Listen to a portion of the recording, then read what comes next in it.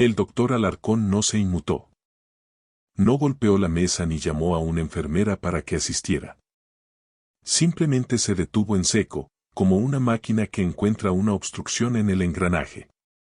Volvió a leer el papel que tenía en la mano, repasando las líneas una vez más, y luego levantó la vista para mirarme directamente a los ojos. Santi Morales, dijo, y se quedó en silencio durante lo que parecieron 4 segundos exactos. 4 segundos son una eternidad cuando una niña duerme profundamente en tu regazo. 4 segundos son una vida entera cuando esa niña es tu única nieta y sientes que algo se está quebrando bajo la superficie. Señor, su voz sonó cautelosa, medida, con ese tono profesional pero tenso que usas con alguien cuando no estás seguro de cómo va a reaccionar ante una mala noticia. ¿Desde cuándo toma la niña este zumo? Lucía tenía 7 años recién cumplidos el viernes pasado, 11 de octubre, justo antes de que empezara el Puente del Pilar. La cumpleañera a la que yo había fallado estaba ahora profundamente dormida contra mi hombro, con un peso muerto que me erizaba la nuca. No era una siesta de tarde, no era un simple cabezaseo por el calor de Sevilla. Era ese tipo de sueño pesado, antinatural, que no encaja en una tarde de martes a las 4 en una clínica pediátrica cerca de la Avenida de la Palmera. Miré su carita, tan blanca, y luego volví a mirar al doctor con la mandíbula apretada. No lo sé, respondí con una sinceridad que me supo a ceniza. Por eso estamos aquí, doctor. Dígame qué pasa. Déjenme retroceder un poco para que entiendan cómo llegamos a esa consulta. Todo empezó 2 horas antes, el mismo día. El cumpleaños de Lucía había sido el viernes anterior. Cumplía 7 años y yo no estuve allí para verla soplar las velas.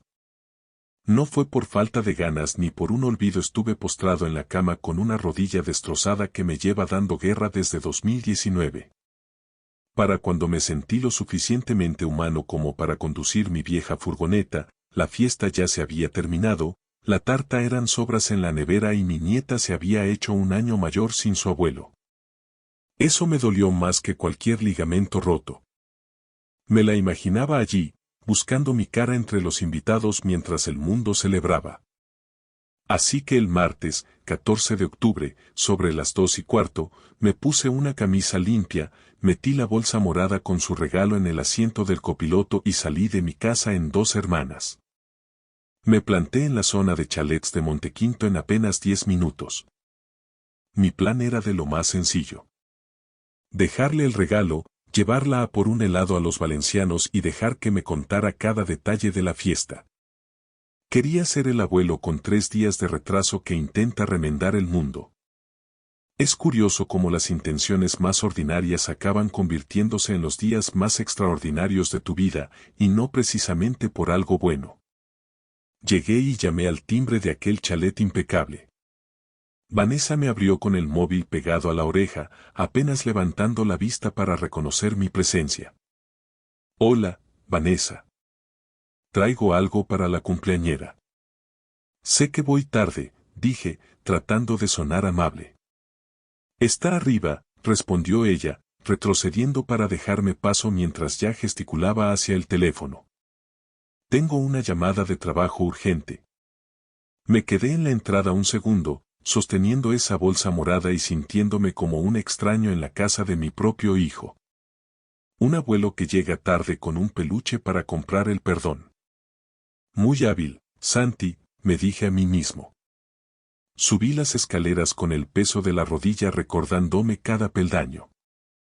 La habitación de Lucía es la segunda a la izquierda. Ella misma había pintado un cartel para la puerta con letras rosas. El cuarto de Lucía.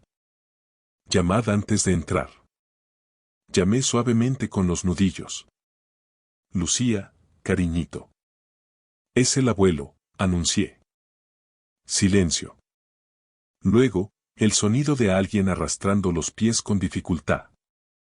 La puerta se abrió y, al verla, sentí un escalofrío que me recorrió el pecho de arriba a abajo. No se veía bien. No era una gripe, no eran mocos ni una fiebre pasajera. Se veía pesada, con los ojos lentos y desenfocados, como si intentara mirarme a través de un cristal empañado o bajo el agua. Abuelo, sonrió, pero la reacción llegó con un retraso angustioso. Hola, cumpleañera, mantuve la voz firme, aunque por dentro todo vibraba. Me puse de cuclillas, ignorando el pinchazo de la rodilla. Siento haberme perdido la fiesta, bicho. ¿Te queda energía para seguir celebrándolo? Se apoyó contra el marco de la puerta, como si el simple hecho de estar de pie fuera un esfuerzo hercúleo. Solo tengo mucho sueño, abuelo. ¿Sueño? Miré mi reloj, eran apenas las 2 de la tarde. Señor Morales. ¿Desde cuándo dice que toma este zumo? Preguntó, omitiendo cualquier saludo. ¿Qué han encontrado, doctor? Mi voz sonó más vieja, más ronca de lo habitual. Se sentó a mi lado y giró el informe para que yo pudiera leer el resultado que encabezaba la lista de positivos. Un potente fármaco sedante. Quizás le suene más como un fuerte antihistamínico de uso común, explicó con una calma profesional que me puso los pelos de punta. Es un antihistamínico común, de venta libre. Perfectamente seguro en la dosis adecuada para una alergia puntual o un viaje largo. Pero los resultados de Lucía muestran concentraciones. Hizo una pausa necesaria para que yo asimilara el golpe, consistentes con una administración intencionada, sistémica y repetida durante un periodo prolongado. Esto no ha sido un descuido, Santi. No ha sido una sola vez. Repetida. Intencionada. Prolongada. Leí esas 3 palabras en mi mente como si estuviera analizando el historial de un motor gripado por falta de aceite. 3 negligencias criminales. Entrelacé las manos sobre mi rodilla mala, apretando hasta que los nudillos se pusieron blancos, y solté el aire muy despacio por la nariz. ¿Está su madre en casa ahora mismo? Preguntó Alarcón en voz baja, casi en un susurro. Señor Morales, entienda mi posición. Estoy legalmente obligado a dar parte a servicios sociales y a la policía de inmediato. Es el protocolo. Le sostuve la mirada, con toda la fijeza de la que es capaz un hombre que no tiene nada que perder. Deme 24 horas, doctor. Solo 24. Se lo pido por la memoria de lo que sea que usted respete. Alarcón me estudió durante un largo minuto. Lo que vio en mis ojos debió de convencerle de que yo no iba a cometer una locura impulsiva. Que no iba a entrar en ese chalet de Montequinto para prenderle fuego con mis propias manos, aunque cada fibra de mi cuerpo me lo gritara. Vio al mecánico, no al abuelo herido. Mañana por la mañana, sentenció finalmente. A las 8 en punto. Si para entonces no he tenido noticias suyas detallando que el padre está al tanto y tomando medidas, haré la llamada yo mismo. No hay margen de negociación. Entendido. Gracias, doctor. Nos dimos la mano, un apretón seco y breve. Cargué a Lucía en brazos, pesaba más que nunca, y la llevé a la furgoneta. La abroché en su sillita con una delicadeza que me hacía temblar los dedos. Gracia, la elefanta morada, seguía bajo su brazo, compartiendo ese sueño químico y oscuro. El trayecto de vuelta a Dos Hermanas me tomó exactamente 19 minutos. Lo sé porque conté cada segundo, cada semáforo en rojo, cada bache de la carretera. Lucía durmió todo el camino, con la boquita entreabierta y la mano agarrando con fuerza la oreja del peluche. Como si, incluso en ese limbo de fármacos, supiera que debía aferrarse a algo que no la traicionara. No llamé a Daniel. No llamé a nadie. Conduje respetando cada señal de tráfico, dejando que el silencio de la cabina hiciera su trabajo. Organizar el caos. Pensé en la bolsa de regalo, en los 3 días de culpa estúpida por un cumpleaños perdido. Mientras tanto, bajo mi propia nariz de mecánico experto, algo mucho más podrido que un simple olvido le estaba ocurriendo a mi nieta en esa casa de diseño.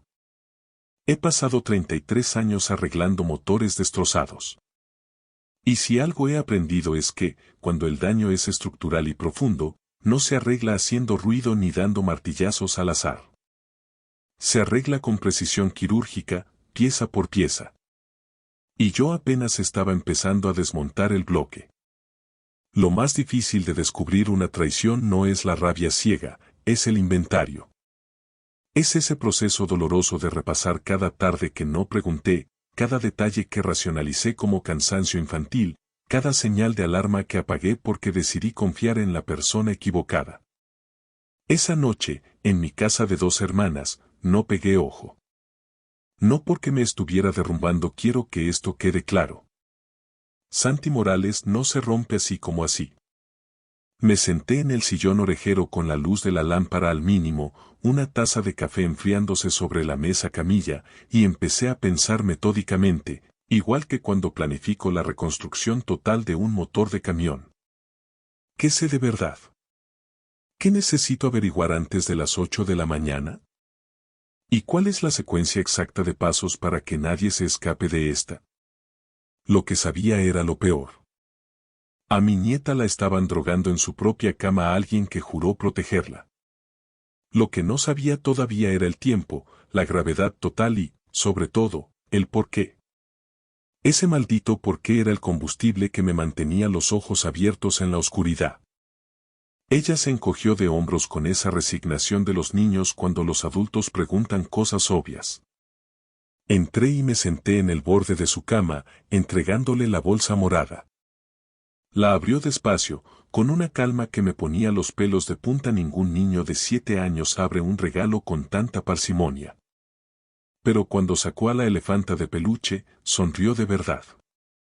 Una sonrisa amplia que me recordó a su padre de pequeño. Se va a llamar Gracia, dijo acariciando el peluche. Es un nombre perfecto, cielo, respondí. Se quedó mirándola un momento, con esa intensidad con la que los niños estudian lo que aman.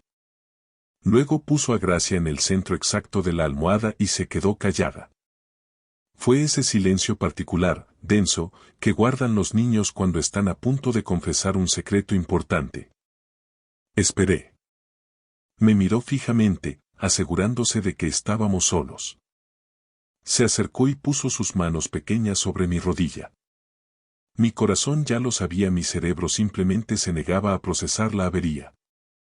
Abuelo, susurró casi sin voz, ¿puedes decirle a mamá que deje de echarle cosas a mi zumo? Me da mucho sueño y no me gusta nada.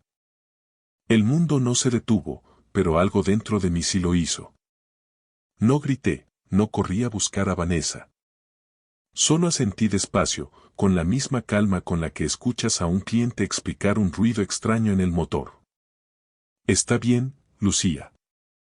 No te preocupes, dije con voz suave. Me levanté y le tendí la mano. Vamos a dar un paseo en la furgoneta. Necesito que me ayudes con un recado. No soy un hombre dado al drama, pero llevo 33 años arreglando motores y sé cuando algo falla. A veces no es un ruido, es una vibración en el volante que te dice que algo se va a romper antes de que ocurra. Bajamos las escaleras. Vanessa seguía en la cocina, riéndose de algo al teléfono. Aquella risa me dolió en los oídos. Me llevo a Lucía a por un helado, dije al pasar. Ella solo agitó la mano, ignorándonos por completo. Senté a Lucía en su sillita elevadora en el asiento del copiloto. Siempre decía que la hacía sentir como una princesa en su trono. Arranqué el motor y salí de Montequinto conduciendo con una precisión milimétrica hacia Sevilla. No llamé a mi hijo Daniel, ni a la policía. Todavía no. Antes de abrir el capó y desmontar nada, necesitaba saber exactamente a qué tipo de rotura me enfrentaba. Y para eso, solo confiaba en Dr. Alarcón. La clínica de la Avenida de la Palmera era, para mí, el único puerto seguro en medio de una tormenta que empezaba a arreciar. Es el centro de urgencias pediátricas más fiable de Sevilla y el Dr. Alarcón ya conocía a Lucía. La había tratado un par de veces por esas otitis rebeldes que pillan los niños en la piscina.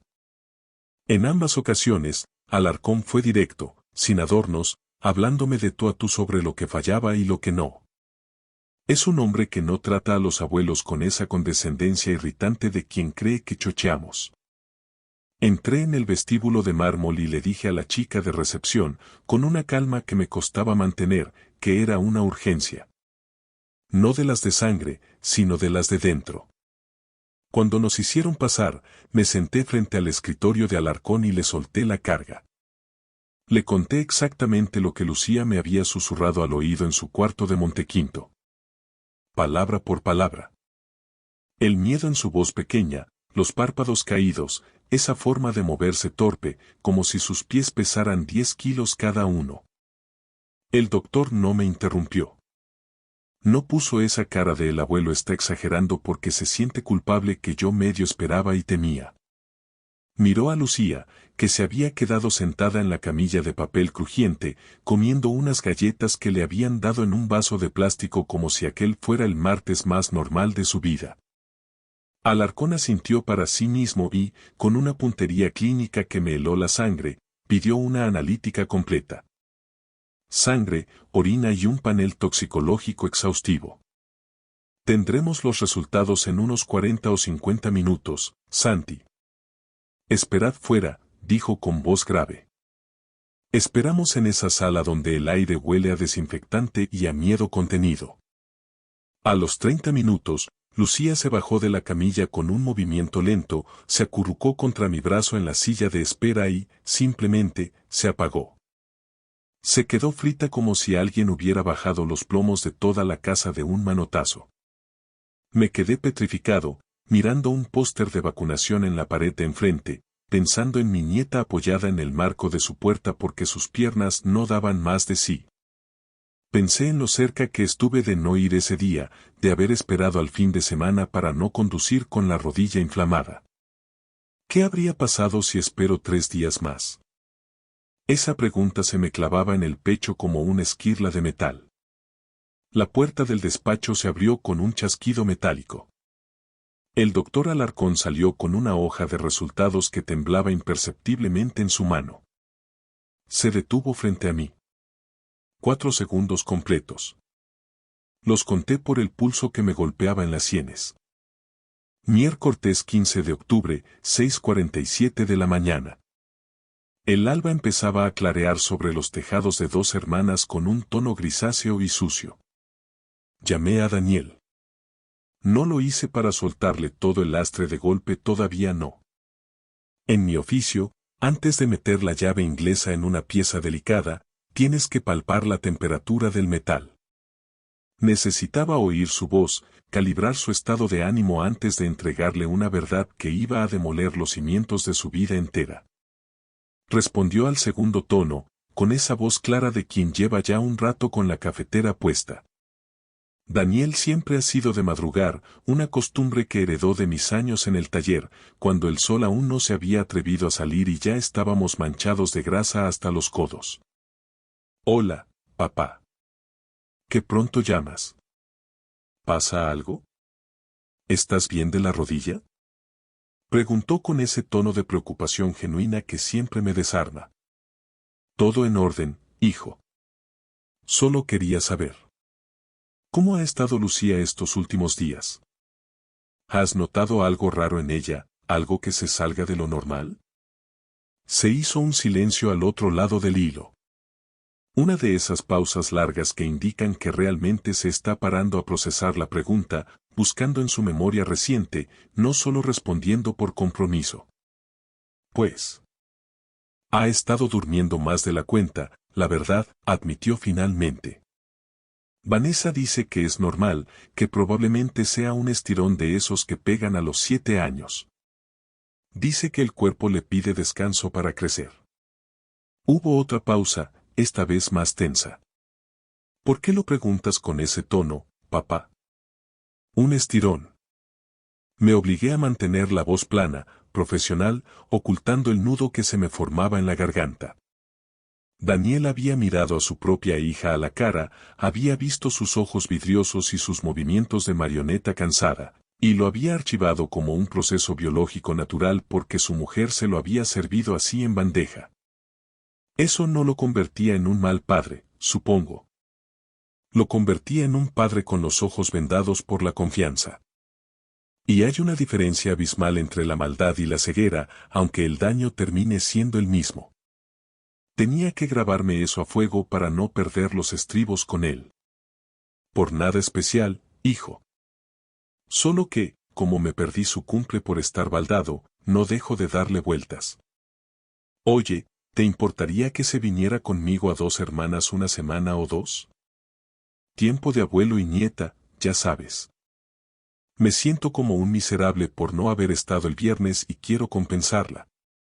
Casi pude sentir su sonrisa de alivio a través del móvil.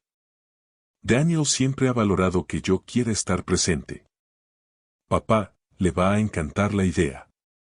Deja que lo hable con Vanessa ahora que se está levantando y te digo algo en un rato. Te lo agradezco, Dani. Un abrazo. Colgué y me quedé mirando el teléfono como si fuera un objeto extraño. Un estirón. La explicación de Vanessa era perfecta.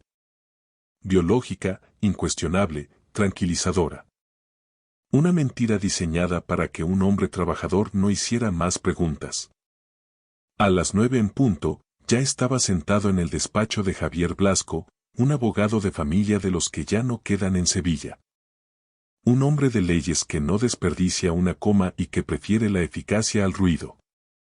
Le puse sobre la mesa de caoba todo el arsenal que traía. El informe detallado del doctor Alarcón, el frasco de análisis y las fotos que saqué con el móvil a los resultados toxicológicos. Javier se caló las gafas de ver de cerca y guardó un silencio sepulcral durante 3 minutos que se me hicieron eternos. Cuando levantó la vista, sus ojos eran 2 pozos de gravedad. Santi, ¿eres consciente de la magnitud de lo que tienes aquí entre manos? Me preguntó con voz gélida. Lo soy, Javier. Abandono de familia, peligro para el menor y posiblemente un delito contra la salud pública, dependiendo de cuánto tiempo lleve suministrándole esa porquería y con qué fin, respondí sin pestañear. Se quitó las gafas y empezó a limpiar los cristales con un pañuelo, un gesto mecánico que delataba su propia incomodidad. ¿Quién más está al tanto de esto? Tú, el pediatra y yo. ¿Daniel? Todavía no sabe nada. Javier asintió despacio, dándome la razón en silencio. Inteligente. Muy inteligente, Santi. Antes de soltarle la bomba a tu hijo, necesitas un blindaje documental que no admita réplica. Porque cuando a un hombre le dicen algo así sobre su esposa, el primer mecanismo de defensa es la negación absoluta. ¿Quieres pruebas tan sólidas que la negación sea, sencillamente, un suicidio lógico? Tenía toda la razón del mundo. No bastaba con mi palabra, necesitaba hechos irrefutables. ¿Qué es lo siguiente? Pregunté, yendo al grano. Necesitas más que ese informe médico. Necesitas rastrear registros de farmacia si es posible, una cronología de los hechos y, sobre todo, ojos dentro de esa casa. Ojos que no estén nublados por el cariño. Deslizó una tarjeta de visita sobre el tapete de la mesa antes de que yo pudiera abrir la boca. El nombre impreso era Ramón Domínguez. Investigaciones privadas. Sevilla y alrededores. Es un hombre minucioso, Santi. Y lo más importante. Es un tumba. Discreto hasta la médula, añadió Javier. Me guardé la tarjeta en el bolsillo de la camisa, junto al corazón. Una última cosa, dijo el abogado, inclinándose hacia adelante y bajando el tono. Cuando Daniel te llame para confirmar lo de Lucía, ve a por ella de inmediato. Saca a esa niña de ese chalet hoy mismo. No permitas que pase ni una noche más allí. Ese era el plan desde que salí de la clínica ayer, Javier. No te quepa duda. El abogado estuvo a punto de sonreír, un gesto raro en él. Se nota que llevas toda la vida arreglando cosas que otros dan por perdidas, Santi. Daniel me devolvió la llamada a las 11:23. Su voz sonaba relajada, casi alegre. A Vanessa le parece una idea fantástica, papá. Dice que a Lucía le vendrá de perlas el aire fresco de dos hermanas y cambiar un poco de aires después del cortejo. Se rió un poco, ajeno al precipicio. Creo que lo ha definido como una oportunidad de oro para estrechar lazos. Oportunidad para estrechar lazos. Aquella frase me dio náuseas. Vanessa había entregado a su hija sin un solo reproche, sin preguntar cuánto tiempo se quedaría ni qué planes teníamos. Ni siquiera se puso al teléfono para darme alguna instrucción sobre su ropa o sus comidas. Lo anoté mentalmente. Vanessa quería campo libre, y yo se lo estaba dando en bandeja de plata.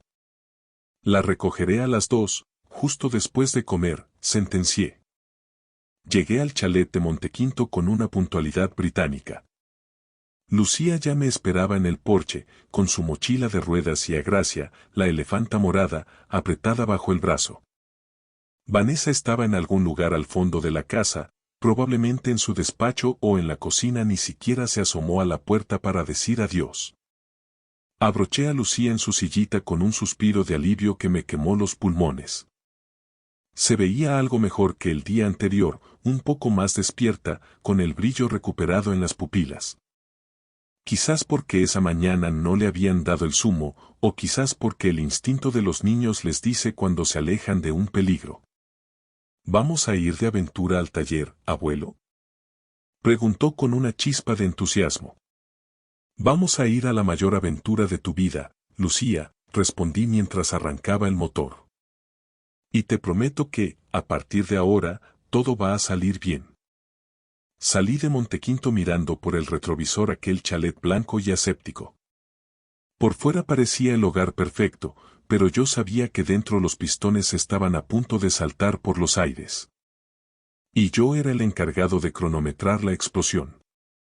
Voy a hablarles de Vanessa ahora. Y voy a intentar ser justo, porque la justicia importa incluso cuando la rabia te quema las entrañas. Especialmente entonces. Ella no nació en un nido de algodón, creció en un entorno de esos que te obligan a sacar los colmillos pronto. Madre soltera en un barrio humilde de las afueras, de esos donde el asfalto siempre parece estar caliente. Se había labrado un futuro a base de pura fuerza de voluntad y codos. Tenía un buen puesto, una dirección de prestigio y una imagen impecable que proyectar al mundo. Cuando conoció a mi hijo Daniel, ella tenía 26 años. Era decidida, inteligente e impresionante. Me cayó bien al principio, no voy a mentir. Pero en algún recodo del camino, y yo no lo vi, ninguno de nosotros lo vio, la vida que tanto le había costado construir dejó de ser algo que amaba para convertirse en una carga que simplemente arrastraba. Daniel viajaba constantemente por su trabajo en la constructora. Lucía era una niña ruidosa, despierta y demandante, con esa energía inagotable de los niños que están realmente vivos. Y Vanessa, encerrada en ese chalet de diseño en Montequinto, empezó a sentir que las paredes blancas se le echaban encima. No digo que eso justifique lo que hizo. Jamás. Digo que entiendo la diferencia entre la maldad pura y la desesperación. Pero la vida me ha enseñado que la gente desesperada es capaz de cometer las mayores atrocidades. Lo que yo no sabía todavía, lo que Ramón Domínguez estaba a punto de ponerme sobre la mesa, era el abismo exacto de esa desesperación. Ramón me llamó el jueves por la tarde, 16 de octubre. Su voz sonaba profesional, pero con un matiz de urgencia que no le había notado antes. Señor Morales, tengo el material. ¿Podemos vernos ahora mismo? ¿Cuánto tardas en plantarte en el bar de la esquina de la calle Luis Montoto? Le pregunté, ya con las llaves de la furgoneta en la mano. En 18 minutos estoy allí. Llegó incluso antes. Ramón es un tipo robusto, de mirada tranquila y gestos contenidos. Es el tipo de hombre que se funde con el mobiliario urbano, alguien en quien nunca te fijarías al cruzar la calle, y supongo que de eso trata su oficio. Pidió un café solo, corto de talle, y deslizó una carpeta de cuero desgastado sobre la mesa de metal. La abrí con el corazón galopando. Eran fotos. nítidas, con el grano de la alta resolución, marcadas con fecha y hora. Inequívocas como una avería a motor abierto. Vanessa aparecía con un hombre al que yo no había visto en mi vida. Un tipo alto, bien vestido, con esa confianza fácil y relajada que solo tienen quienes nunca han tenido que doblar el lomo para ganar un jornal.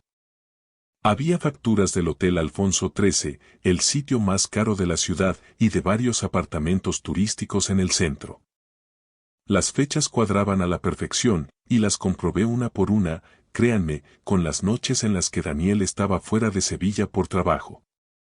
El hombre se llamaba Bruno Cortés, 38 años, consultor de ventas de una firma internacional. ¿Cuánto tiempo llevan con esto?, pregunté, sintiendo que el café se me agria en el estómago. Por lo que he podido verificar con registros y testimonios. Ramón rodeó su taza con las manos, buscando el calor, al menos 8 meses. 8 meses. Mi nieta acababa de cumplir 7 años. Hice la cuenta mentalmente y el resultado me dio escalofríos. ¿Y qué hay de la niña?, pregunté, temiendo la respuesta. Ramón me miró con una fijeza que me dolió. No hay indicios de nada físico directo contra ella, Santi. Pero la cronología de las compras de farmacia y la administración de los fármacos. Hizo una pausa, midiendo sus palabras, parece coincidir matemáticamente con los periodos en los que los encuentros con Cortés se hacían más frecuentes. Necesitaba tiempo libre. Necesitaba silencio en casa. Lucía siempre estaba allí, así que ella la dormía para poder salir o para que no interrumpiera las llamadas. Cerré la carpeta de golpe, como si el ruido pudiera acallar mis pensamientos. Me quedé rumiando aquello durante un largo rato, mirando el tráfico de Luis Montoto. Ramón no me metió prisa, se limitó a terminar su café y dejó que un abuelo asimilara una verdad que ningún abuelo debería tener que digerir. No lo había hecho por crueldad manifiesta, sino por pura conveniencia. Y, de alguna manera, saber que era por comodidad lo hacía 1000 veces peor. Ese tal Bruno Cortés. ¿Qué sabe él de todo esto?, pregunté al fin. Esa es la clave. Él sabe que existe Lucía. Ella le ha vendido que es una niña difícil, con problemas de conducta y de sueño. Ramón suspiró con pesadez. Él nunca ha hecho una sola pregunta más allá de eso. Ha preferido no mirar. Cobardes. Los dos. 2 adultos compartiendo cama y secretos, y ninguno de los dos había tenido la decencia de mirar a una niña de 7 años a los ojos para hacerse una pregunta que valiera la pena. Y mientras tanto Daniel, mi hijo, rompiéndose los cuernos a trabajar, confiando en su hogar, perdiéndoselo todo. Pagué los cafés, me levanté y me puse la carpeta bajo el brazo, sintiendo su peso como si fuera de plomo. Ramón, necesito que lo documentes todo. Hasta el último céntimo, cada hora, cada lugar. Que sea impecable para un juez.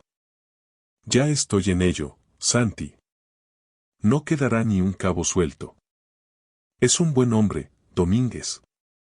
Conduje de vuelta a 2 hermanas con todas las ventanillas bajadas, dejando que el aire me azotara la cara.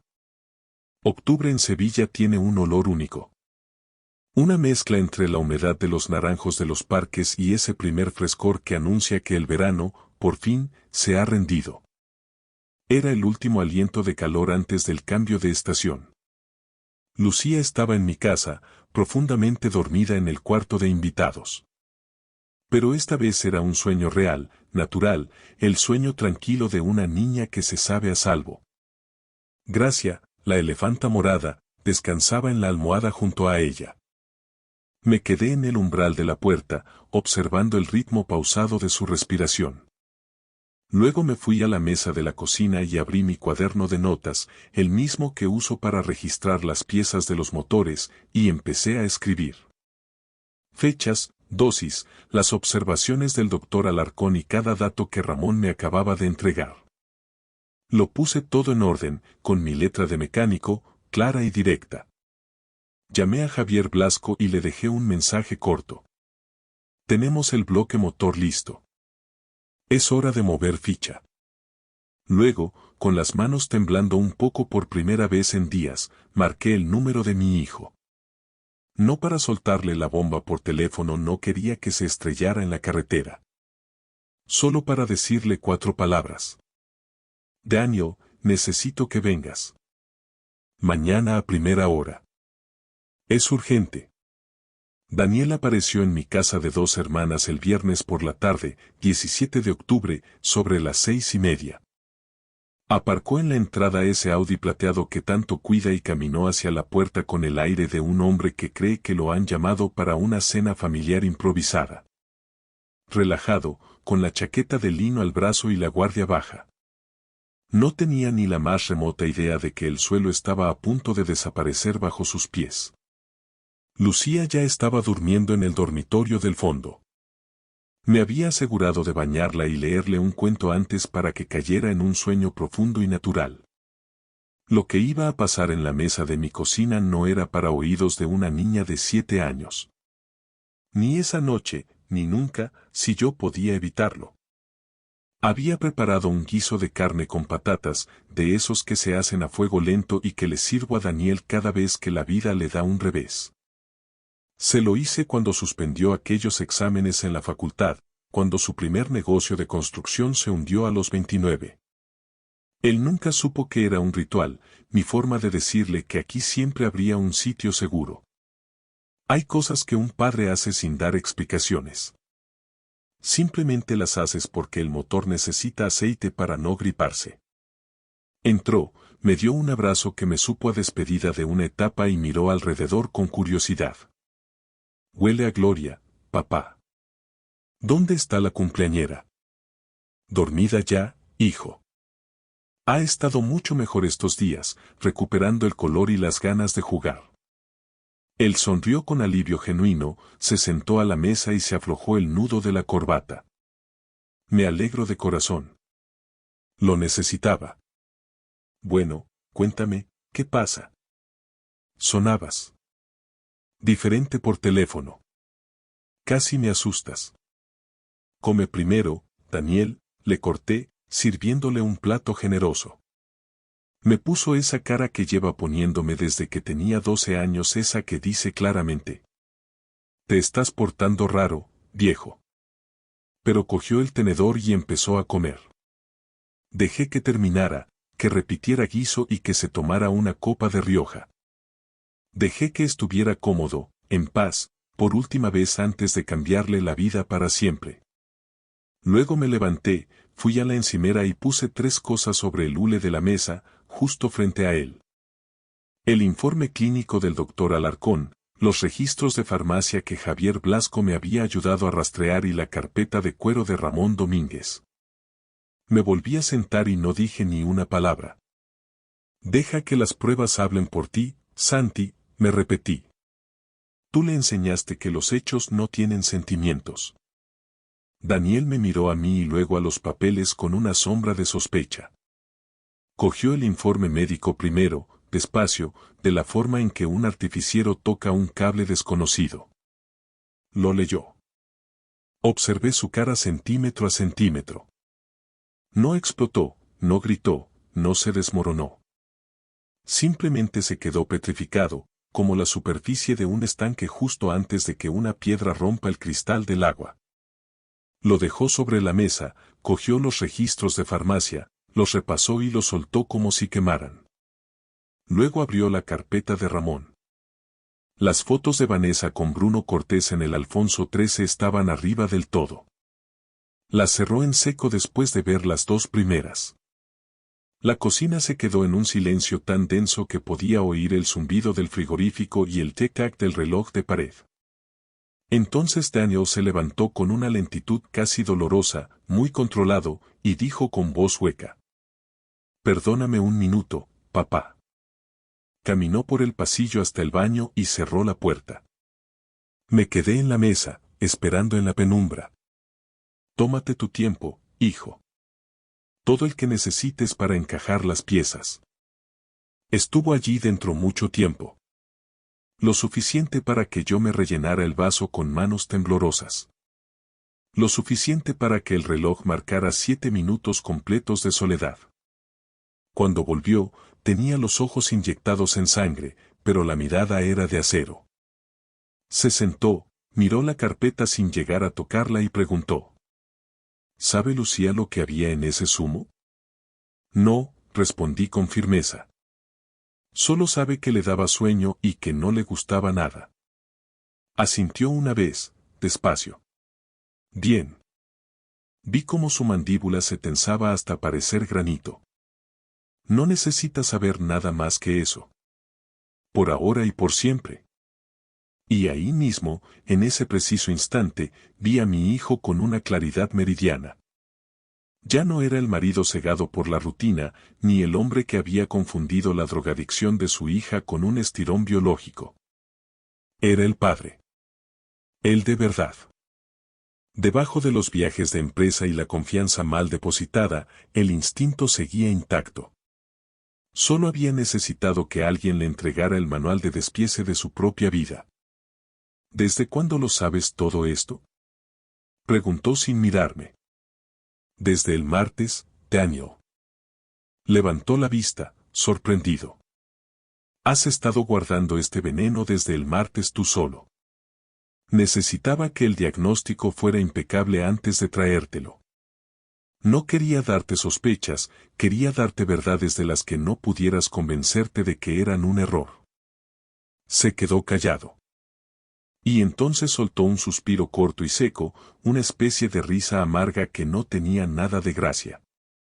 Has reconstruido el motor entero antes de enseñarme el fallo de la biela, ¿verdad? Costumbre de viejo mecánico, hijo, dije con tristeza. Miró la carpeta una última vez, la apartó y sacó su móvil del bolsillo con una determinación que me dio escalofríos. Dame el número de Javier Blasco. Ahora mismo. Ese era mi hijo. Daniel no se enfrentó a Vanessa esa noche. Ni el sábado. Pasó el fin de semana en mi casa, durmiendo en su antigua habitación de soltero, desayunando tostadas con Lucía y viéndola pasear a Gracia por el salón mientras él bebía café en silencio. Simplemente la observaba, como si estuviera memorizando cada rasgo de su hija, guardando fuerzas para lo que venía. El domingo volvió a Montequinto solo. Había hablado con el abogado 2 veces, movió el dinero a una cuenta protegida el sábado por la mañana y fotografió cada documento relevante en el despacho de la casa. Lo hizo todo con una frialdad metódica, sin un solo movimiento en falso. Lo había aprendido de alguien que sabía que las prisas rompen los tornillos. Lunes, 20 de octubre por la mañana. Esperó a que Lucía estuviera a salvo en el cortesio. Yo mismo la llevé en la furgoneta, la dejé en su clase y me aseguré de que la puerta se cerraba tras ella. Y entonces, Daniel entró en esa cocina de diseño en Montequinto y se sentó frente a Vanessa, en la misma mesa que ella solía fotografiar para Instagram con frases sobre la felicidad de los domingos. Esa mesa con la luz perfecta y las tazas colocadas con escuadra y cartabón. Me lo contó todo esa tarde, sentado en mi porche, y se lo cuento a ustedes de la misma forma. Ella estaba con el portátil cuando él entró. Levantó la vista y le dedicó una sonrisa de manual. Un lunes cualquiera. Él se sentó frente a ella y, sin decir palabra, deslizó el informe médico por el cristal de la mesa. Ella lo miró a él, y Daniel vio cómo su máscara de perfección se disolvía en tiempo real, como plástico al fuego. Ella empezó a hablar inmediatamente. Ese fue su gran error. Fue directa a las justificaciones en lugar de preguntar qué sabía él. Daniel, puedo explicarlo. Lucía tenía problemas para dormir, estaba muy nerviosa y yo solo quería que descansara. Él dejó que el silencio se instalara entre los dos durante 10 segundos agónicos. Luego metió la mano en la carpeta y puso los registros de farmacia sobre la mesa. Y después, las fotos de ella con Bruno. Vanessa miró las fotos y se quedó completamente petrificada, como si se hubiera convertido en piedra. Confié en ti, dijo Daniel. Su voz nunca subió de tono, ni una sola vez era la calma de quien ya ha tomado una decisión definitiva. Te confié a mi hija, mi casa y mi nombre. Se levantó de la silla. Has usado las tres cosas como si fueran basura. Daniel, por favor. Lucía también es mi hija. La quiero. Yo nunca quise hacerle daño. La drogaste, repitió él, firme como una sentencia. Durante meses. Solo para tener el camino libre con él. Cogió las llaves de la encimera. Cualquier historia que necesites contarte a ti misma para poder dormir a partir de ahora es tu carga, Vanessa. Ya no es la mía. Caminó hacia la puerta sin mirar atrás. Ella, con la voz rota, le gritó.